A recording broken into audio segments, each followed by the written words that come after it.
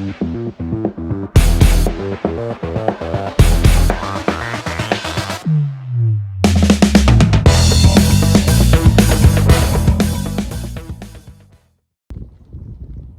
Pro Matt Steffen here with this month's tip.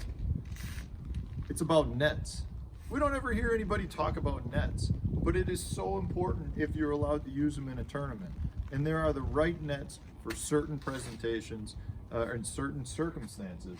These are my three go-to nets. You know, this is my tournament net right here. This is a big muskie net I use for muskie and big game.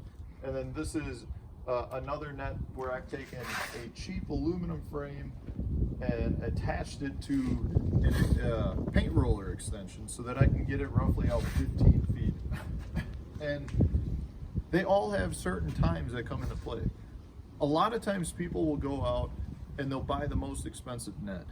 And I'm here to say that's not always the right thing to do, because the most expensive nets usually weigh significantly more and come with big rubber nets like this muskie net, which is a top end net, an expensive net.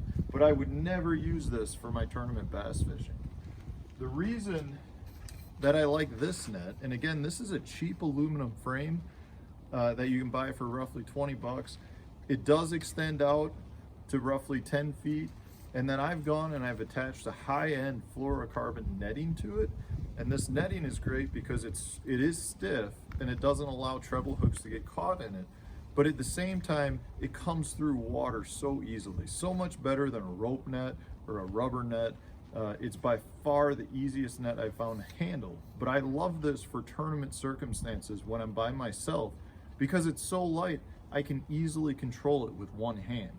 Whereas if I have a heavy net, which is oftentimes some of the more expensive nets, if you go to try to scoop that through the water, the resistance from it and the weight of it prevents you from doing that. And you miss fish frequently because of it. You know, in this case, this net with the extension on it, I'll use this if I know I'm going to be fishing a tournament where I'll be flipping a lot of wood. And oftentimes you'll hang fish up in the wood, but you can't get your boat to it. And this is the paint roller extension that I've attached to a net. And I can get this thing out 14 feet. So 14 feet, you know, with my arm length, I'm close to 20 feet away from that fish. If I've got them hung in a tree, but I can't get to them, I can get a lot of fish with this net. It also comes in handy if I'm fishing like river situations where I have high current, where oftentimes when you're fighting the fish will end its battle behind the boat where the current has got the fish raised to the surface. And if I've got a long net with a long extension, I'm able to scoop that fish up significantly further behind the boat than I would with just a normal net. So, you know, there is a time when certain nets are more important. But what I would stress is just to make sure that you've got a net that works for you.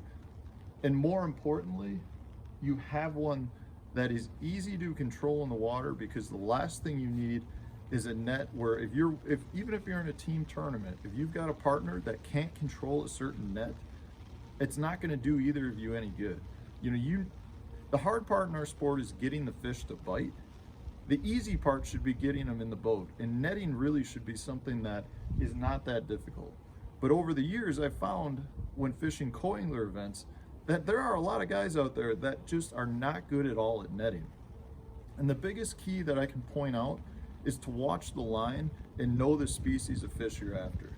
If you've got a largemouth, frequently they'll come up with their mouth open, they come to the surface and they want to wallow. So if you're watching the line, you know roughly where that fish is going to come up and he's going to stay on the surface for a split second.